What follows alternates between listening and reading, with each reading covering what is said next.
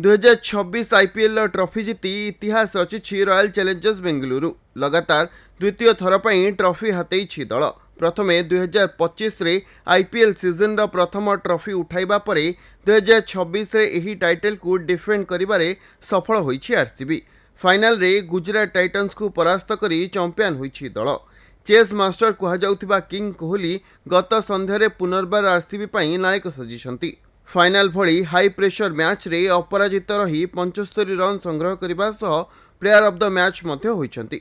तेबे गुजरात नरेंद्र मोदी स्टेडियम बेंगलुरु पई अत्यंत शुभ बोली फैंस आलोचना करुछंती। आईपीएल आरंभरू दीर्घ वर्ष पर्यंत कौनसी ट्रॉफी जीति नथिबा आरसीबी 2025 रे नरेंद्र मोदी स्टेडियम रे पंजाब किंग्स को हराई प्रथम थर पई ट्रॉफी जीतिथिला। 2026 रे आरसीबी और गुजरात फाइनल रे मुहांमुही हेबाकू थिबा बेले एही मैच नरेंद्र मोदी स्टेडियम रे खेला जाइथिला। गुजरात रो होम ग्राउंड मध्य नरेंद्र मोदी स्टेडियम होइथिबा बेले गुजरात पई सामान्य लाभवान हेबो बोली चर्चा करुथिले फैंस। किंतु एही चर्चार अंत घटाई बेंगलुरु गुजरात को एक तरफा परास्त करिछि। आरसीबी प्रथमे टॉस जीति बोलिंग निष्पत्ति नैथिबा बेले गुजरात रो दुई ओपनर को चतुर्थ ओभर सुधा पैविलियन पठाई दैथिला।